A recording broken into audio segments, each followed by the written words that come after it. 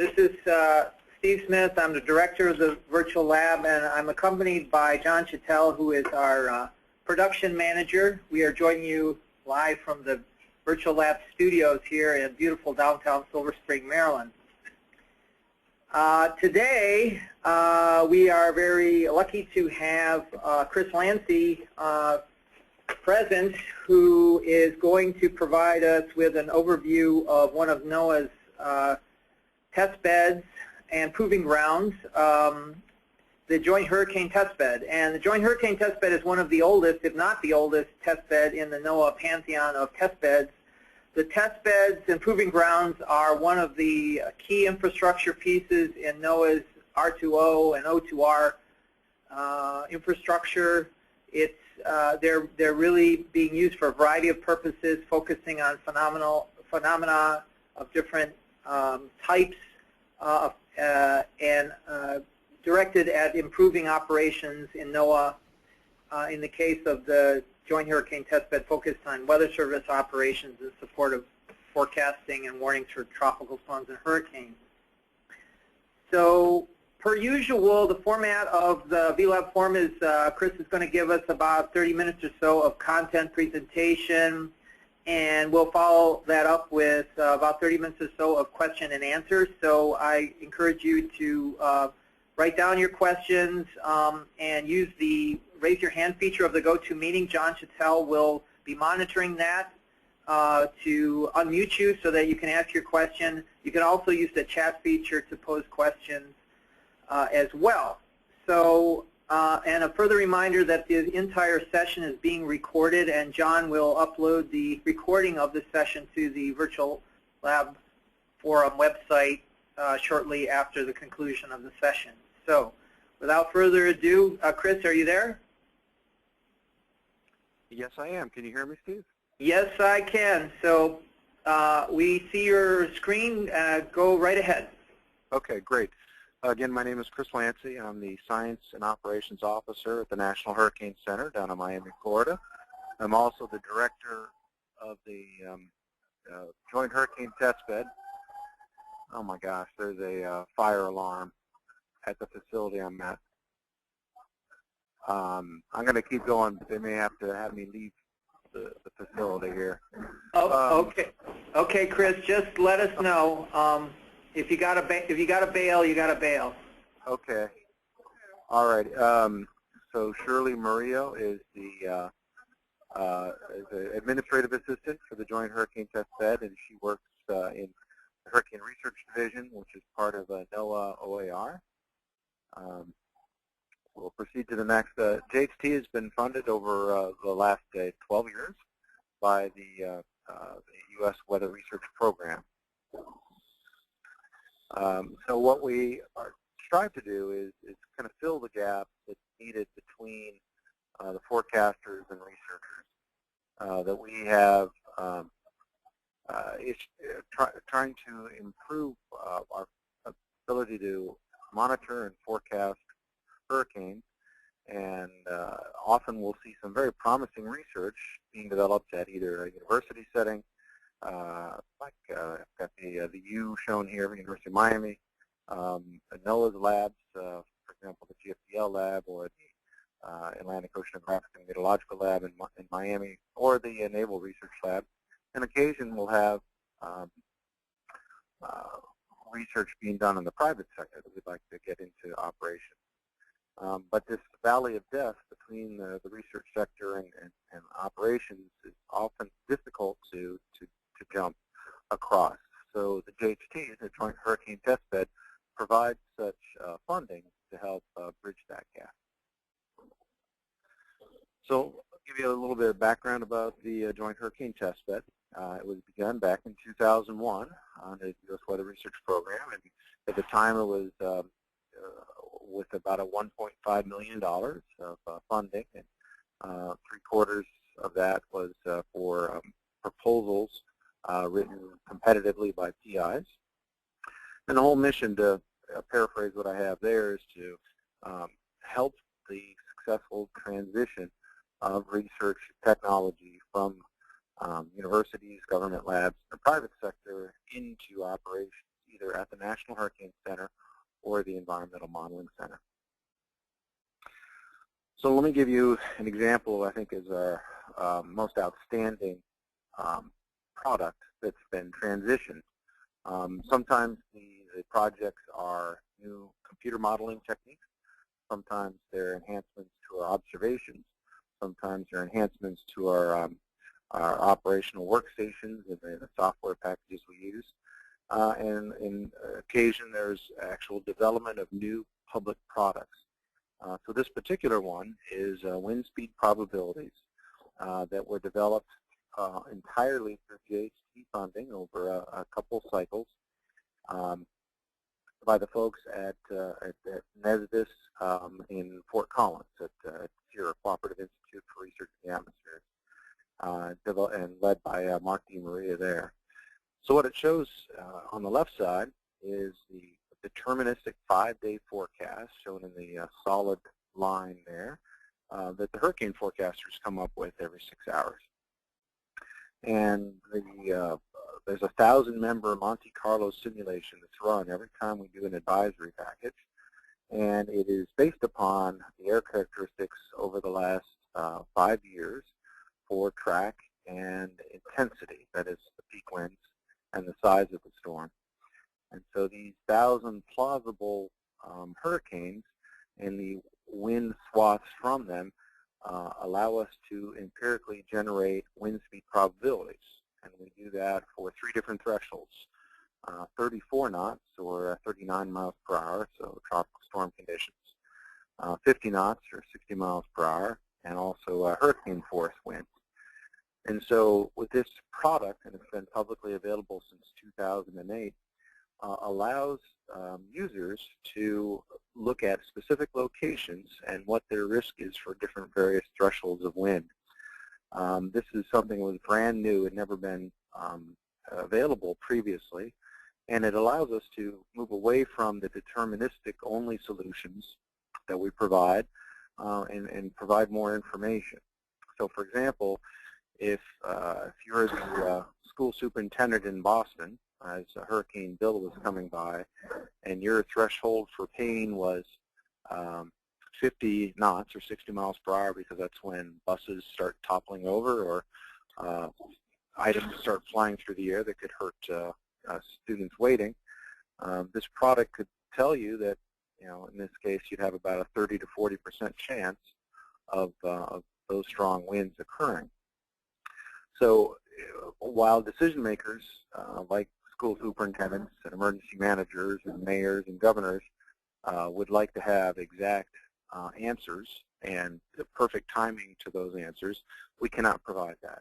But what we can provide are probabilistic information, in this case for winds at 3 different thresholds at every location along the coast and inland.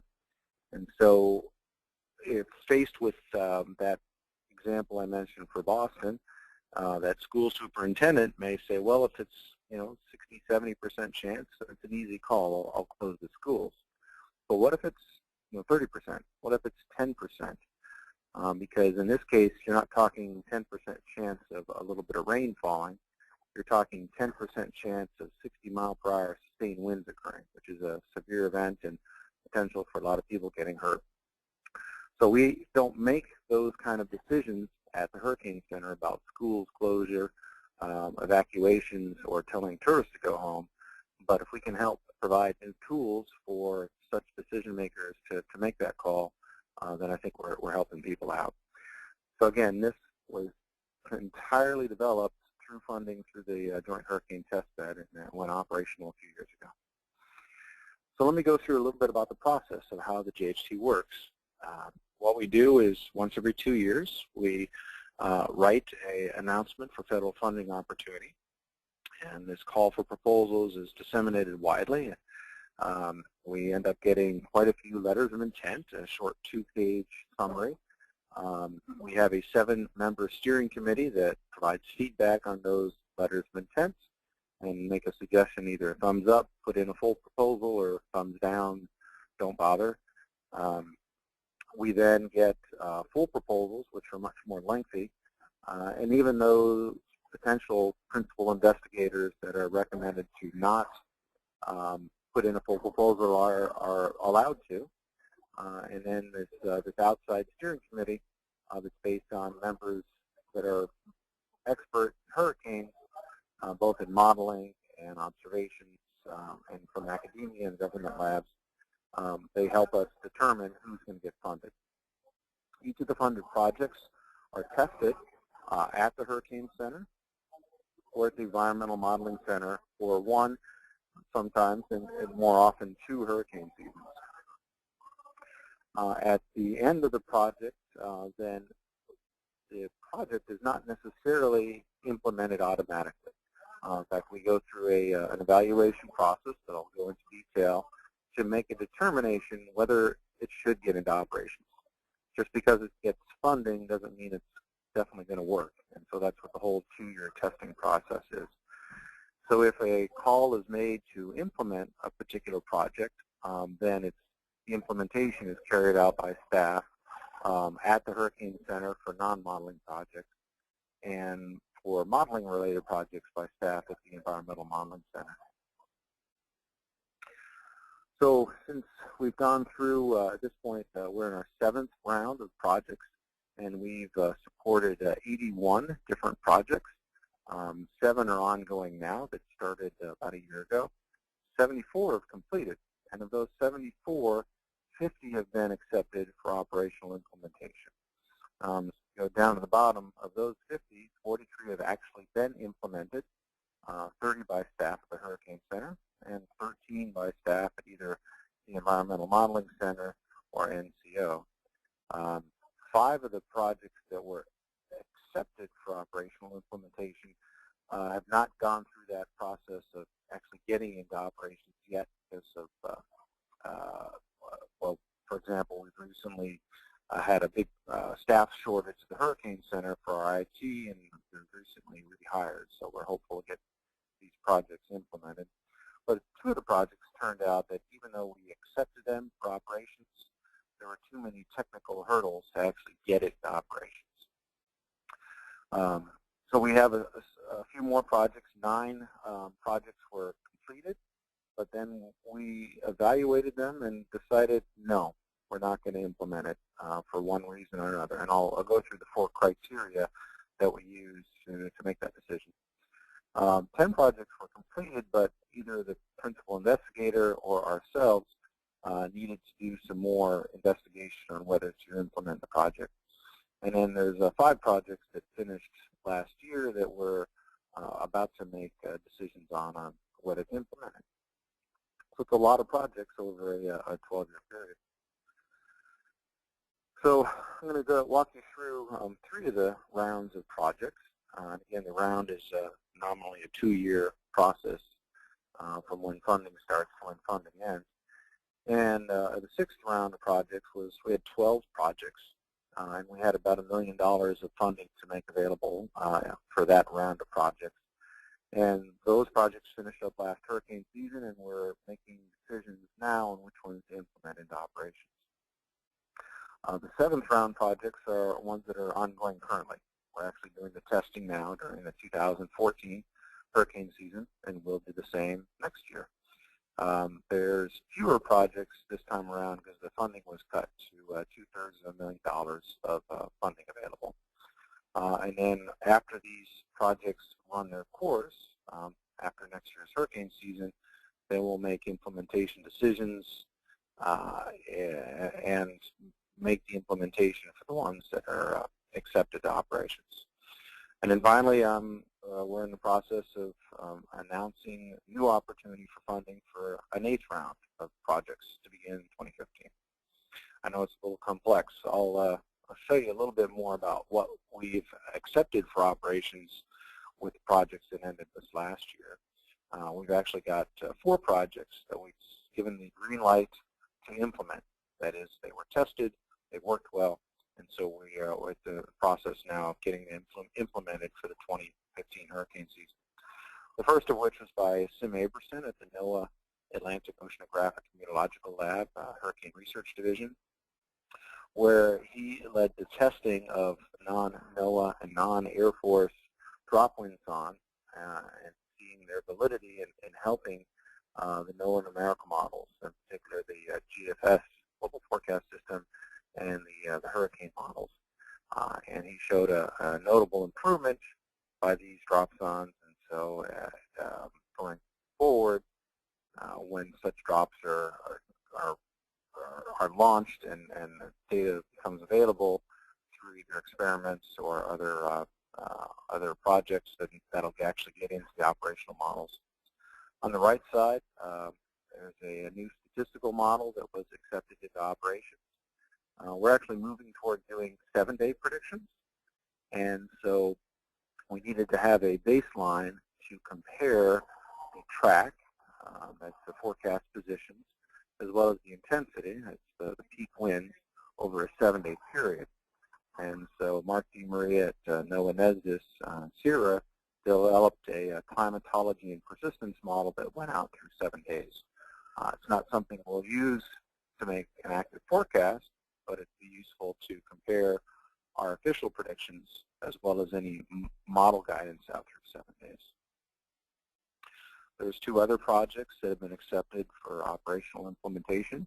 On the left side is a project about the step frequency microwave radiometer. This passive instrument is strapped to the wing of the planes. That's the Orion P3s that NOAA Aircraft Operations Center has, as well as the Air Force Hurricane Hunters on their C-130s. And it measures the microwave spectrum at 5 different frequencies emitted from the ocean surface. It turns out that when the ocean is churned up and there's lots of foam and spray because of strong winds, there's a little bit more microwave radiation emitted. And the neat thing about that is that it has a very high signal-to-noise ratio for Category 1 all the way to Category 5 conditions. And so it really helps us get what the surface winds are, which is important because that's what hits people when a hurricane comes ashore. However, the instrument had a shortcoming at the low wind to medium wind conditions where it was heavily raining because the SFMR or SMRF often had trouble distinguishing between low wind and high rain versus medium wind and low rain conditions. So Eric Kuhlhorn at the Hurricane Research Division worked on developing an improved algorithm to give us more reliable wind and rainfall rate information from the SFMR. And finally, work by Morris Bender at the Geophysical Fluid Dynamics Lab and Isaac Guinness at the University of Rhode Island worked on improving the GFDL hurricane model. It's a coupled mesoscale hurricane model that moves with the storm. And the GFDL is based off of Global Forecast System boundary conditions, and the GFDN is based off of the Navy's NavGem global model. So the improvements they made to the ocean modeling capability and the physical parameterizations and upgrading the resolution went into operations during the 2014 season. So these are 4 projects that we've made the decision to get them into operations because they worked. What are the criteria when we say that they worked? Well, we have 4 different factors that we weigh in making that decision to implement it or say no thank you. The first of which is, did it actually improve our analysis or forecast capability? That is, did it work in improving what we do at the Hurricane Center? If it turns out that the new methodology actually did not help, well, that's kind of a showstopper for the other 3 items. If it did provide an improvement on the analysis or the forecast, be it winds, rain, wind, waves, storm surge, then when we look at the other 3 factors, one would be the efficiency. Our forecasters have a limited amount of time every 6-hour cycle to make their predictions. And so if a new technique takes an hour for the forecaster to run, that ain't going to cut it. There needs to be something much more efficient that can be run in a timely fashion by the forecasters. And it needs to be fairly straightforward to interpret and use. A third factor is compatibility. We have two main IT systems at the National Hurricane Center.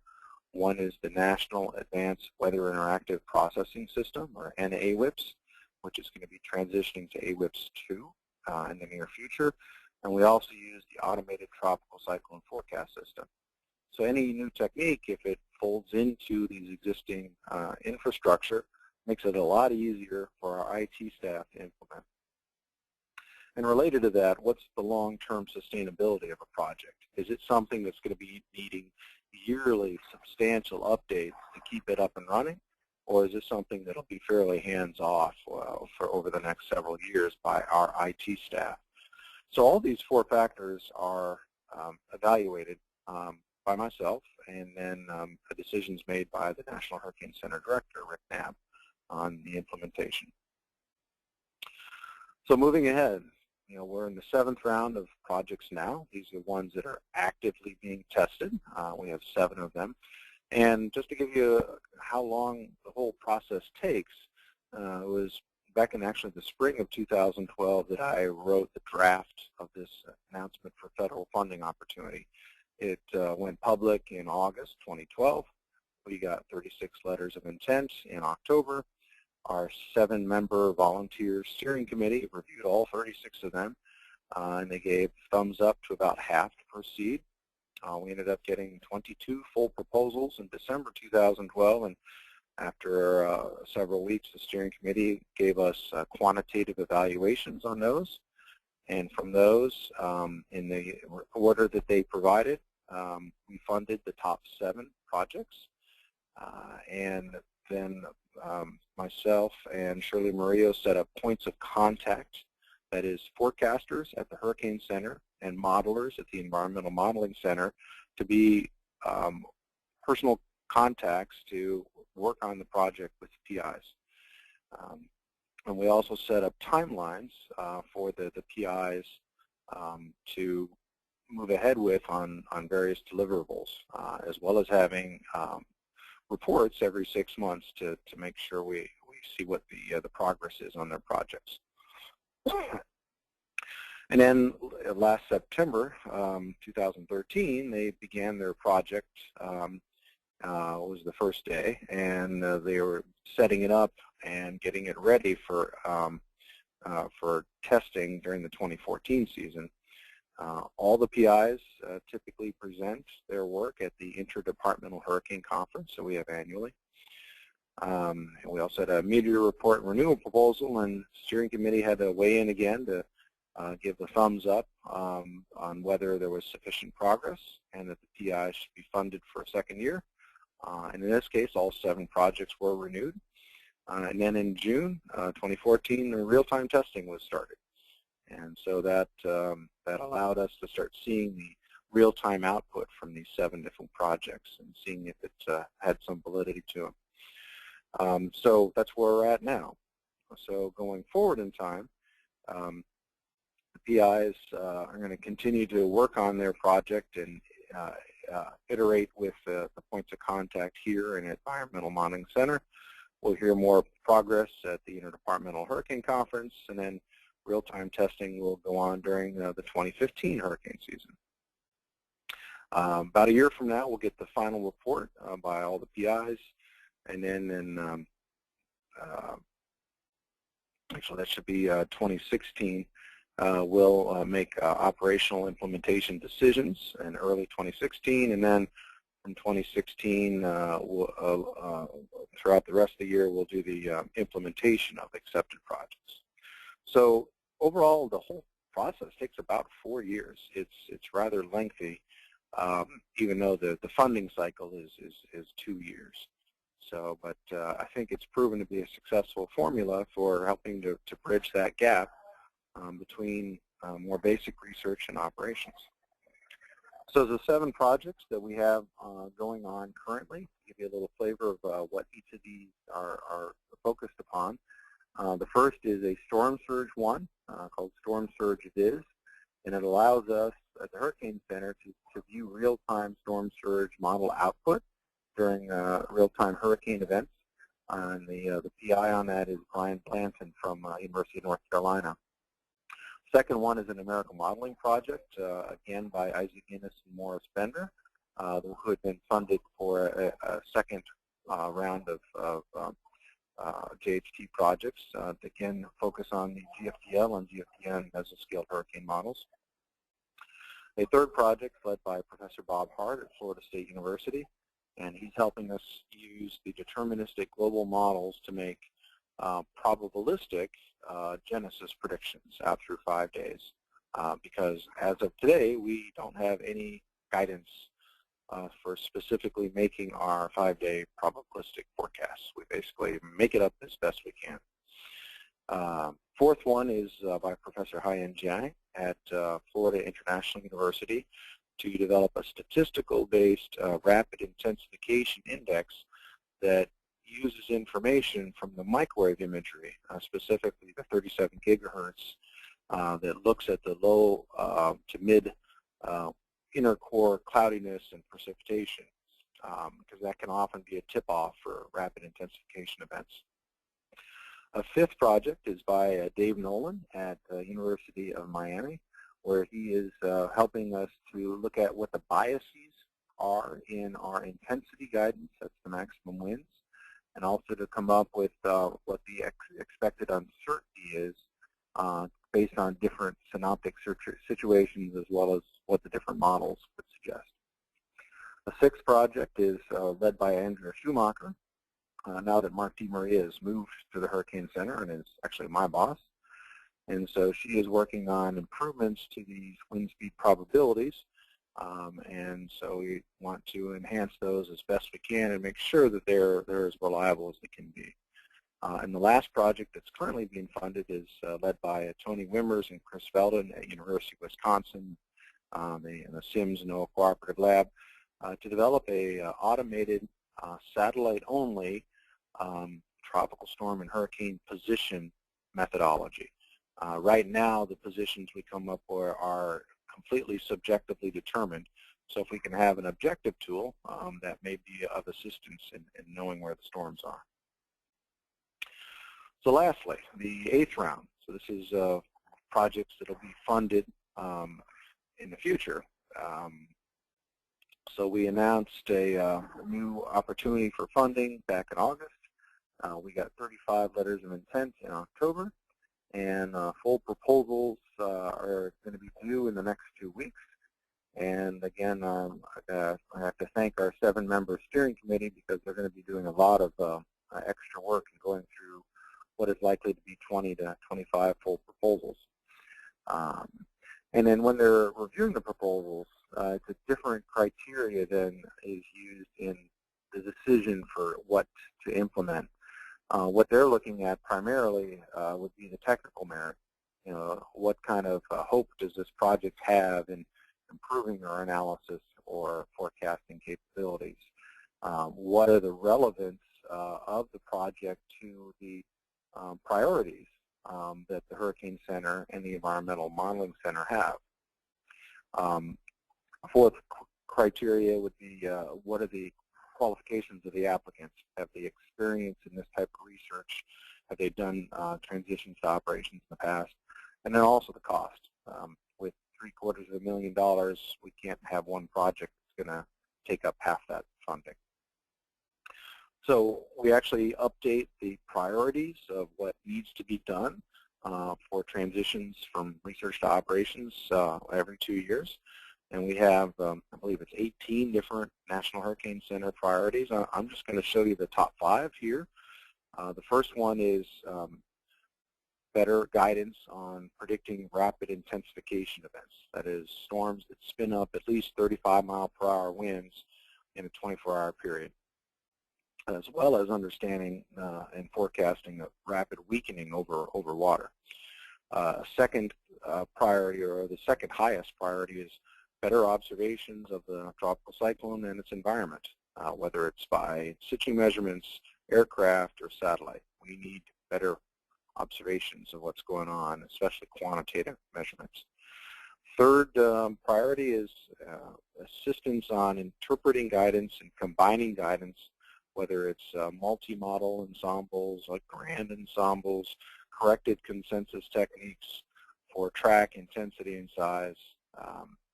Whatever we can help the forecasters out with kind of condensing forecast information together is very much needed.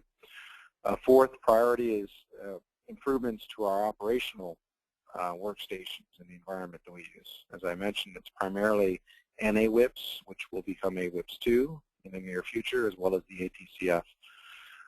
And then a fifth priority would be new products or techniques to help us with pre-genesis forecasts. In 2016, we are planning to begin issuing publicly 72-hour forecasts before cyclones form of track, intensity, and size in support of issuing watches or warnings along the coastal areas of the United States and other countries. So if we can have some assistance toward that goal, that would be very helpful. So to wrap up, the JHT and everything that we've done over the last decade is all available on our website. That shows you who's been funded for what amounts and what the project goals are and the timelines. We also had a paper in the bulletin of the AMS about a year and a half ago that goes into the successes and some of the challenges we've had as one of the test beds within NOAA. So I think I will stop there. Hopefully you all are still with me, and see if anyone has any questions. Thanks, Chris. We are still with you. That was excellent overview and wonderful context on the R2O. So let me turn to John to see if we have any questions through the GoToMeeting first. Yeah.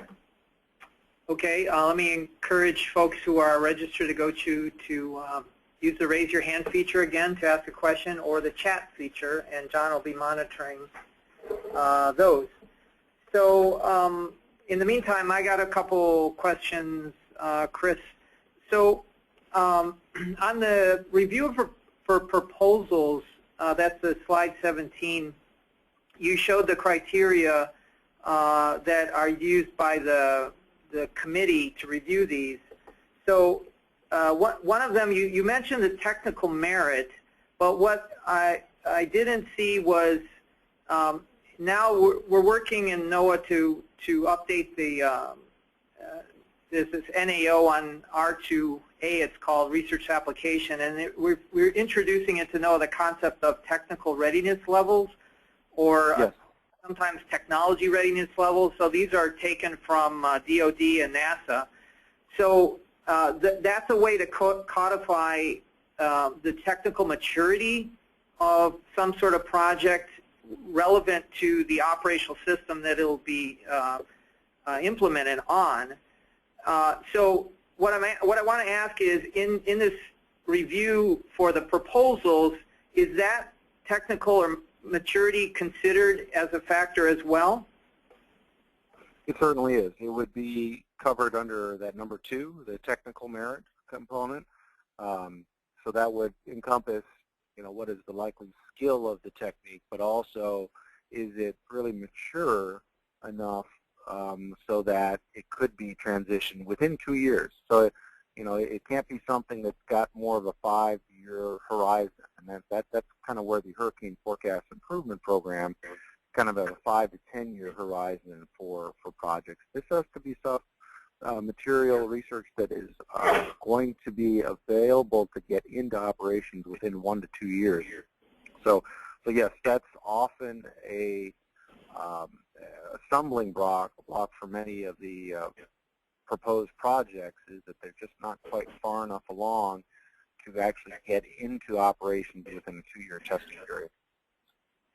Okay, thanks. So in part of these TRL definitions that DOD and NASA use and NOAA will be using, it speaks to whether the project or the technique or whatever has been tested in an operational environment or something similar. So do some of these proposals that you entertain in this process, have they already been developed in I'd say the operational system that NHC uses, and EMC for that matter? Some have. So for example, the work that Morris Bender and Isaac Guinness have done is they have an existing operational model, the GFDL hurricane model, and they're making enhancements to it. And so they're in that sense they have an advantage because they've already gone through the process in the past of transitioning work to operations. And you know, there are different proposals that, you know, perhaps a PI is already doing some real-time testing at a university, which is not that uncommon. And so there may be projects that are proposed that are already fairly high on that technical readiness level. So you know, but any of them can be submitted for funding, but it certainly does not hurt if a project has already been doing some kind of quasi-real-time testing at their own facility. Okay, so in your request for proposals going forward, say in the area of applications that would run on AWIPS, the AWIPS 2 environment allows, you know, universities and externals to NOAA to get the AWIPS code and install it and develop applications. So would you in your request for proposal explicitly mention that there'll be, you know, maybe higher consideration given for proposals that have been developed in, you know, the AWIPS system? Yeah, in the description of the announcement for federal funding opportunity, we actually provide details about our IT setup. And we do specifically mention about AWIPS and AWIPS and the transition to AWIPS 2 as well as the ATCF. And so yes, that is encouraged for projects to plan to go into one of those existing infrastructures. Okay, great. Thanks, Chris. I'm going to turn it to John. Do we have a question? Yes, Bill Schoberg would like to ask regarding slide 17. Should there be a past performance criteria to be included in that evaluation? Did you hear that, Chris? I did, yes. To some degree, the past performance would fall under number 3, the overall qualifications of the applicant. So that would be considered. You know, if we've had a PI that's been funded in the past and it worked out great, then that would certainly help him or her on that particular scoring. But conversely, if someone had been funded in the past and the project kind of floundered, then they would be marked off for that particular criterion.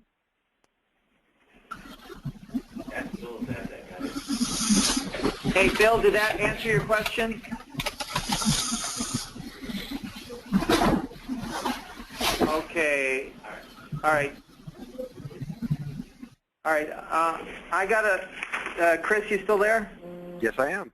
Okay, I've got a follow-up question, or a couple more. So you already touched on this, I think, a bit, but just for clarification, so the funds for this $1 million to $1.5 million, that's all US WRP funding? Yeah, there's kind of an interesting story about the origins. The name Joint Hurricane Testbed would imply that there was more than one funding agency involved. And when it was established about 13 years ago, the plan was to have NOAA and NASA and the Navy all contribute funding to the JHT, thus the joint part of the name. But what ended up happening was NOAA has been the only funding source for the JHT throughout its history. I guess it's maybe too late to change its name back to Hurricane Testbed, but yes, originally in the first couple of rounds there was $1.2 million available for proposals, and then that got whittled down to $1 million for proposals, and the 7th round that is ongoing, as well as the planned 8th round to start next year, it's $2/3 of $1 million for funding for proposals. So it's to me it's It's been a challenge because when I look at the full proposals that are submitted, there are, on the order of 15 that I think are very good to outstanding and should be funded.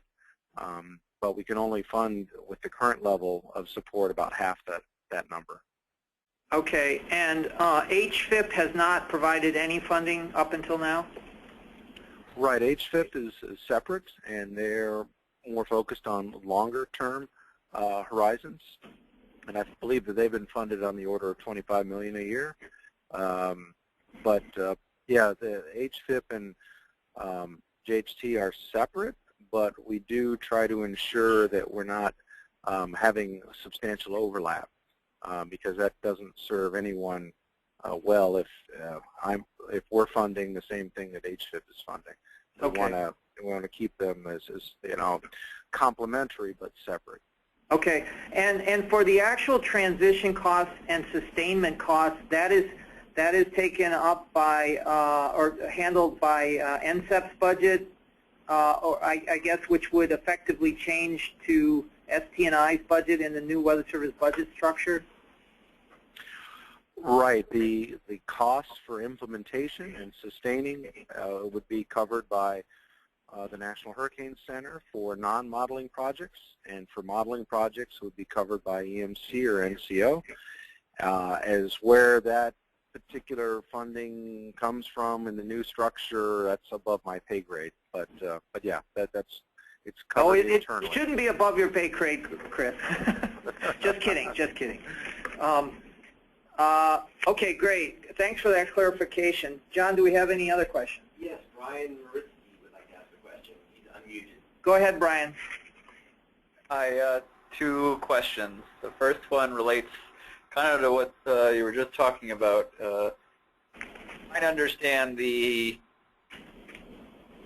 GFDL and how that's funded, the GFDL model and how that's funded. Is there a reason why it continues to be a project versus an operational model and a an operational funding stream? Right. Well, that's always a question that comes up is, why provide funding, for example, to GFDL for employees there since they have base funding, and that's not a question I can really address myself, except to say that the work that's being funded through JHT probably wouldn't occur unless the additional resources were being provided. Right now we have two mesoscale hurricane models, coupled models that are being run. Actually, I should say three. We have the GFDL with GFDN and the Hurricane WRF model. I think most of the forecasters, and myself included, would like to continue to see all three being run, because we found that a blend of as many highly skilled deterministic models as possible makes the best forecast available. So, it's possible that as the science advances and the HWRF model improvements continue, that the GFDL model would be retired. But I think that's at least a few years away. Okay, yeah, no, just trying to understand that. And then the other question was related to the probabilities that you were showing. So that's a completely Monte Carlo simulation to get the different tracks for the probability, yes, the weighted probabilities? Yes, yeah, the hurricane forecaster at the Hurricane Center comes up with a deterministic 5-day track, 5-day intensity forecast, and a 3-day size prediction. And then a 1,000-member Monte Carlo simulation is done, and it puts together 1,000 plausible storms based on air characteristics of the official forecast over the last 5 years. One enhancement that was done, included into the version that's currently operational, was to take into account the spread of the track models. So, for example, when the deterministic multi-model ensemble is all very tightly clustered together. There's more certainty about the track forecast. And in that particular case, the probabilities would be enhanced right along the official forecast and reduced in the periphery.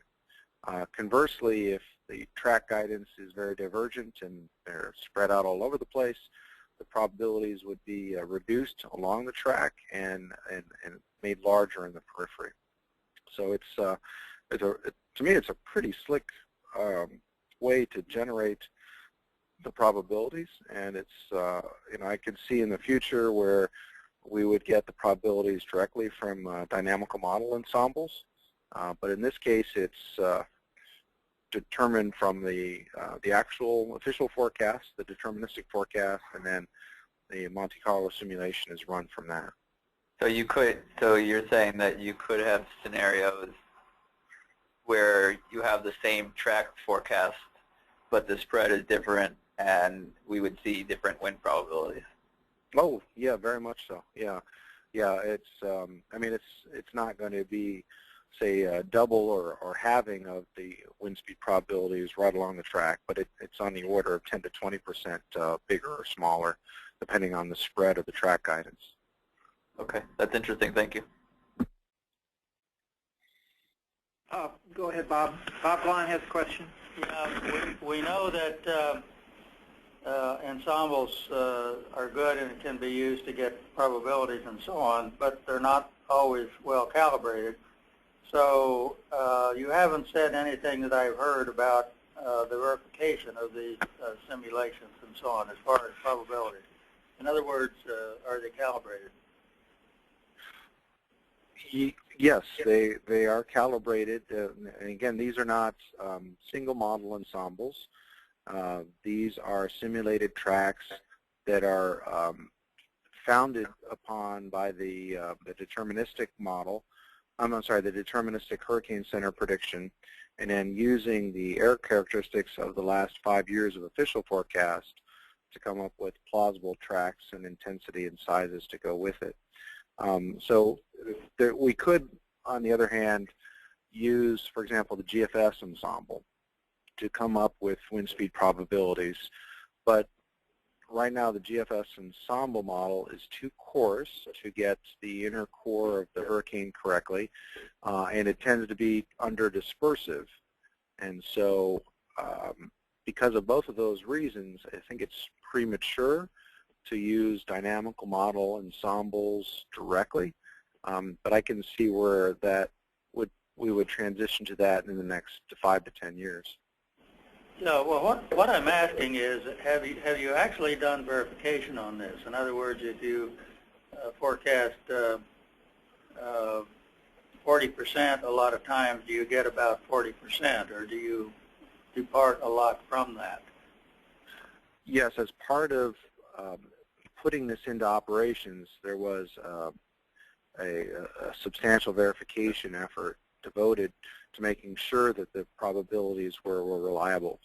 And so any changes to the wind speed probability code are also tested on hundreds of forecasts to make sure we're not making for a high bias or low bias.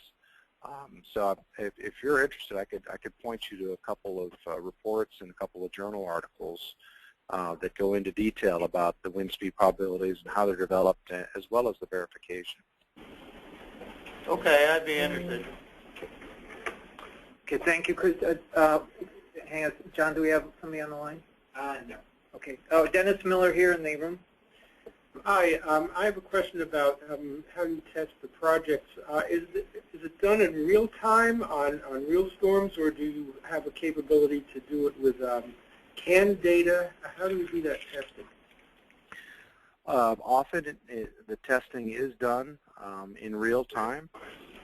So, for example, the project that is being done at Florida State University by Bob Hart, at FSU, they are actually running their methodology in real time. We have a website that we can go and see the output. Most of the time, we don't make it password protected, so anyone's welcome to take a look at the output as well.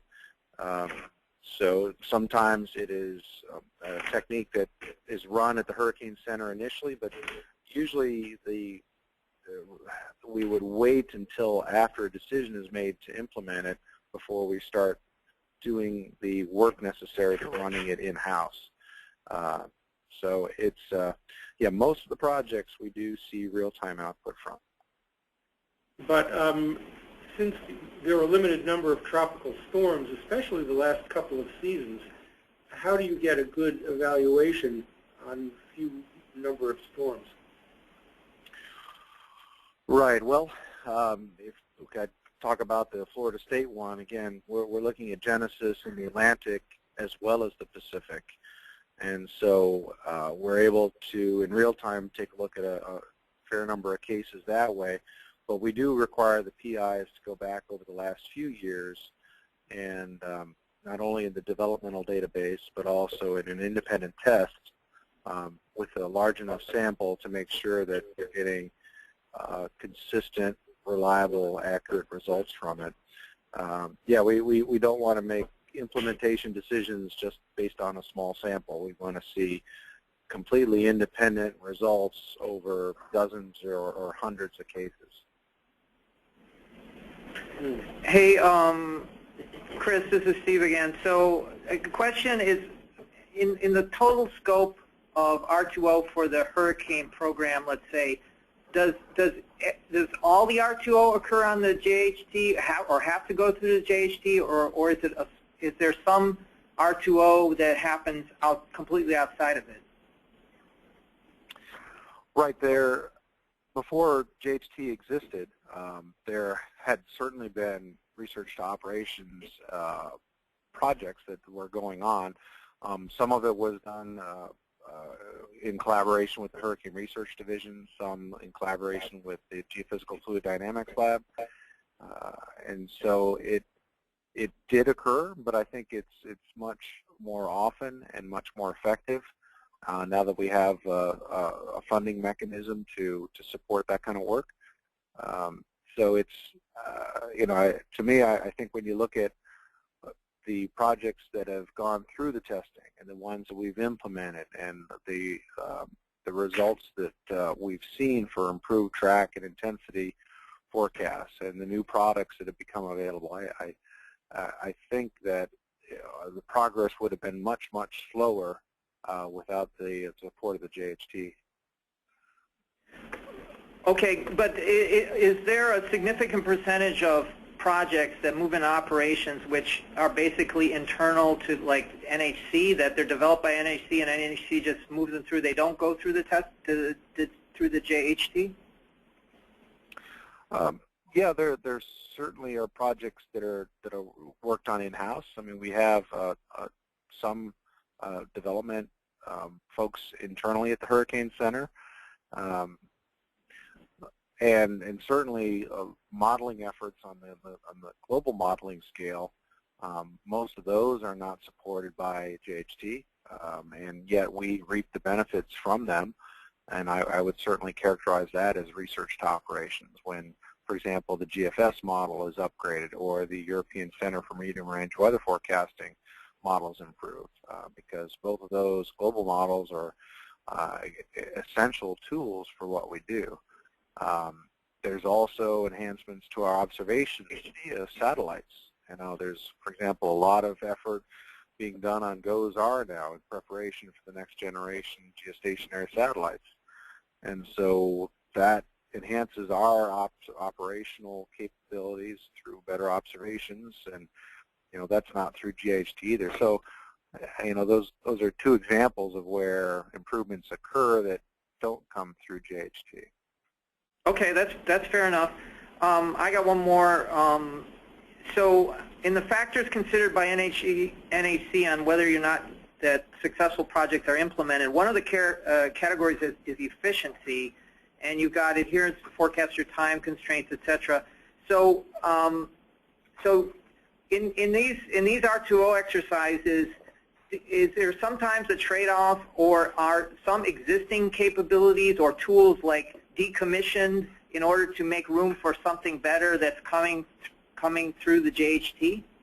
Yes, yes, that does happen. So, for example, the wind speed probabilities took the place of an earlier product called strike probabilities. And strike probabilities were what is the likelihood that the center of the cyclone will pass within, I think it was 60 miles of your location. And it really gave very limited information about the actual weather event that would occur. So what if a cyclone passes within 60 miles of you? What kind of wind are you going to get? What kind of storm surge are you going to get? What kind of rain are you going to get? Couldn't answer any of that. So in this case, when the JHT funding had gone through and the testing was complete and an operational implementation decision was made, these wind speed probabilities supplanted the strike probabilities because it provided much more information. Okay, so it's an R2O and then an O to the dustbin for some things, right? So some things get turned off as a result of these decisions. Yes, yes, certainly, that's true. Okay, well that's good to hear because you don't often hear that, and sometimes it seems like we just pile on more stuff and never clean up the skeletons in the closet. So that's good to hear. Go ahead, Joan. Give your name. Yeah, this is Joan Von On, OS1. Have any of your products gone through the 10102 process if they were being made available to the public? Oh, I haven't done that step myself, but the wind speed probabilities are a text and graphical product, so I would guess that the text component of that went through that process back in 2008, but I like I said, I didn't go through that myself. Okay, well, just keep in mind that anything that comes out that's being provided to the public that's new or enhanced needs to go through that process. Yeah, I will say that is a rarity that a JHT project directly becomes a public product.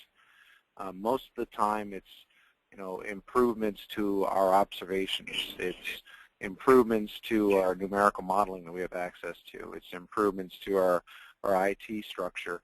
So it's for a JHT project to actually become something that's publicly available is fairly rare.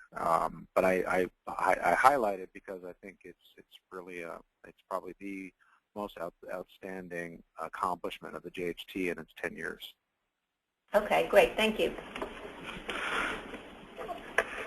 Okay, we're almost out of time. Just one last comment, Chris. So I'm really glad you put in on your slide 15 the 4 years from announcement to implementation. So because I think a lot of times people get very frustrated with their perception that it takes forever to get something implemented. And the reality is, it is to do good R2O does take time, and so 4 years with a very well-defined process like you have at JHT is still 4 years. So I'm glad that you include that explicitly in your presentation. You had a comment? No, well, I'm glad that was helpful. I just wanted to make sure that folks knew what the timeline actually is for doing implementation. I think sometimes the folks in academia or even government labs can get a bit frustrated at what they perceive to be a slow process, but in actuality, these 2 years of testing and then the half year beforehand to make a decision of who to fund, and then the 6 months to a year after to make the decisions and actually do the implementation, it goes by quickly.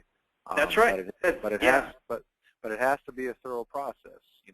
We're not going to ask our IT staff to spend countless hours and implement something that either A, isn't very good, or is going to take forever to implement and maintain.